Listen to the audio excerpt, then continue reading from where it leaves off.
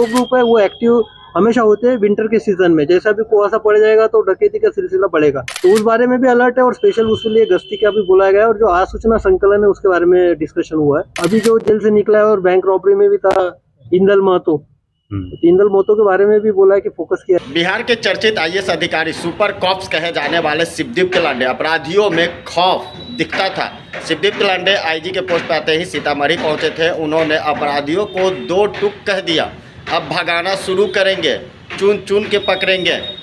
उन्होंने सभी अधिकारियों डीएसपी रेंज से लेकर इंस्पेक्टर तक की बैठक हुई। बैठक में बड़ा निर्णय लिया गया। शिवदीप तिलांडे ने साफ तौर से कहा कि ये क्राइम मीटिंग थी। मीटिंग में जिस तरीके से जो भी कमियां उसे दूर की जाएगी। जो आपराधिक इतिहास है, जो तांडव मचा रहे, उन्हें छोड़ा नहीं जाएगा। क्या कुछ करें जरा सुनिए। मेरे जुडिक्शन में सीतामढ़ी जिला आता है, उसका आज रिव्यू करने आया था और एसपी सीतामढ़ी मनोज से इस बारे में डिटेल में बात हुई, सारा कुछ रिव्यू किया।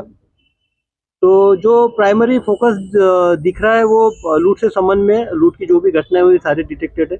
तो एक पैटर्न यहाँ पे है कि जो रोड के लूट का एक पैटर्न दिख रहा है और लूट का जो बेसिक एक रीज़न दिख रहा है वो जो है कंजम्पशन ऑफ ड्रग्स वगैरह का। यहाँ पे ड्रग्स मीन्स कोरेक्स, बाद में स्मैक वगैरह, इसके जो लत पड़ जाती है लड़कों को तो वो छोटी छोटी घटनाएं कर देते हैं रास्ते में। हालांकि वो घटनाएं छोटी भी होती है, कोई मोबाइल भी छीन लेता है, लेकिन वो लूट के इसमें यहाँ पे दर्ज होती है। इसलिए जो लूट की संख्या है उस संख्या में इजाफा दिखता है, लेकिन सारे केसेस यहाँ पे डिटेक्ट हो चुके हैं, एक अच्छी बात है। दूसरी बात, हत्याओं का जो एक ट्रेंड दिख रहा है वो जनरली जो ओवरऑल बिहार में ट्रेंड है वही है, लैंड डिस्प्यूट से रिलेटेड या पर्सनल एनिमिटी को रिलेटेड हत्या का यहाँ भी वही ट्रेंड एक दिख रहा है।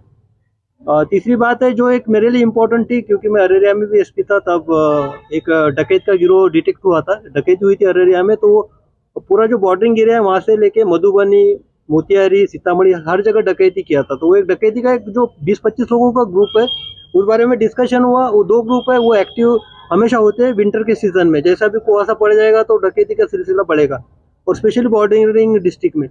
तो उस बारे में भी अलर्ट है और स्पेशल उसके लिए गश्ती का भी बुलाया गया है। और जो आसूचना संकलन है उसके बारे में डिस्कशन हुआ है और उसके जो मेंबर्स है गिरोह के, तो दिक्कत ये है कि बहुत सारे वहाँ नेपाली सिटीजन्स है, तो क्राइम करने के बाद वहाँ जाते हैं तो नेपाली सिटीजन्स को लाने में भी यहाँ दिक्कतें हैं। तो उस संबंध में जो भी अरेस्टिंग यहाँ के जो सिटीजन्स है, जो क्रिमिनल्स है, उनका भी स्टेटस बोला गया है कि कोर्ट में जाके और जो जेल में वहाँ पे स्थानांतरित है या ये जेल में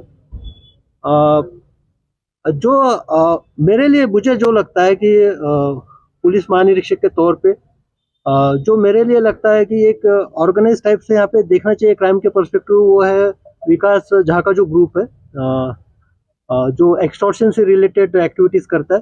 तो उस पर स्पेशली मॉनिटरिंग के लिए मैंने पर्सनली बोला है कि विशाल जो है, विशाल और उससे संबंधित एसोसिएट जो कि अभी बाहर में, हाँ, तो उनकी अरेस्टिंग के लिए बोला है कि ज़्यादा से ज़्यादा प्रयत्न किया जाए। अभी जो जेल से निकला है और बैंक रॉबरी में भी था इंदल महतो, इंदल महतो के बारे में भी बोला है कि फोकस किया जाए। तो मुझे लगता है कि सीतामढ़ी पुलिस अपने आप में सक्षम है इन सारे टारगेट को अचीव करने में, इन सब की अरेस्ट गिरफ्तारी करने में। और मैं शुभकामनाएं देता हूं कि इनका लास्ट ईयर का परफॉर्मेंस अच्छा रहा है जब से ये आए यहाँ पे, आगे भी ये सिलसिला